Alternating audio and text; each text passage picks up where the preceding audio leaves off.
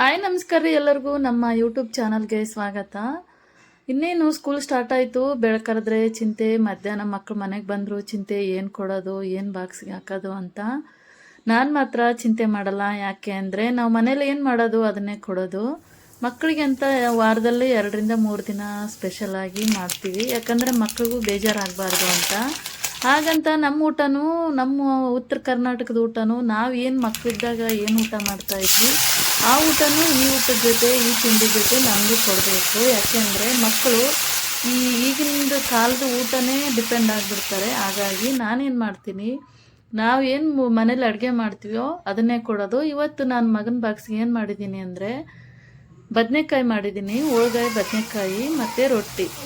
ನಾನು ಬಾಕ್ಸಿಗೆ ಅದನ್ನೇ ಹಾಕ್ತೀನಿ. ಅವನಿಗೆ ಅದು ಅಭ್ಯಾಸ ಆಗಲಿ ಅಂತ. ಯಾಕಂದರೆ ನಾವು ಮಕ್ಕಳಿಗೆ ಅಂತಲೇ ಸಪ್ರೇಟ್ ಮಾಡಿ ಮಕ್ಕಳಿಗೆ ನಮ್ಮ ಊಟನೇ ಮರ್ತೋಗ್ಬಿಡ್ತಾರೆ. ಯಾಕೆ ಅಂದರೆ ನಾವು ಚಿಕ್ಕವ್ರು ಇರಬೇಕಾದ್ರೆ ಏನು ತಿಂಡಿ ತಿನ್ಕೊಂಡು ಬಂದೀವೋ ಅದೇ ನಮಗೆ ಇವಾಗೂ ಅದು ಅಡ್ಜಸ್ಟ್ ಆಗಿದೆ. ಅದೇ ಥರ ನಮ್ಮ ಮಕ್ಳಿಗೂ ಅದೇ ಇರುತ್ತೆ ಅಂತ. ಹಾಗಾಗಿ ನಾನಿವತ್ತು ಮಗನಿಗೆ ರೊಟ್ಟಿ ಬದನೆಕಾಯಿ ಮಕ್ಕಳನ್ನ ಬಾಕ್ಸಿಗೆ ಹಾಕ್ತಿದ್ದೀನಿ.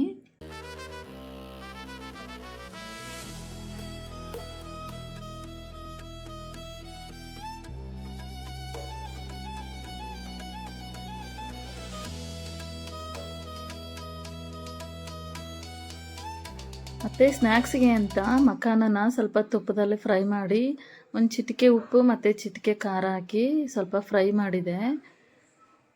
ಬೆಳಗ್ಗೆ ಒಂದು ಗ್ಲಾಸ್ ಗಂಜಿ ಕುಡ್ತಿರ್ತಾನೆ, ರಾಗಿ ಗಂಜಿ. ಸ್ನ್ಯಾಕ್ಸ್ಗೆ ಮಖಾನ ಕೊಟ್ಟಿದೆ, ಊಟಕ್ಕೆ ರೊಟ್ಟಿ ಮತ್ತು ಬದನೆಕಾಯಿ. ನನ್ನ ಮಗನ ಬಾಕ್ಸು ಇಷ್ಟೇ ಇರೋದು, ಜಾಸ್ತಿ ಏನೂ ಇಲ್ಲ. ಈ ವಿಡಿಯೋ ನಿಮ್ಗೆ ಇಷ್ಟ ಆದರೆ ಪ್ಲೀಸ್ ಸಬ್ಸ್ಕ್ರೈಬ್ ಮಾಡಿ, ಲೈಕ್ ಮಾಡಿ, ಶೇರ್ ಮಾಡಿ, ಹಾಗೆ ಸಪೋರ್ಟ್ ಮಾಡಿ.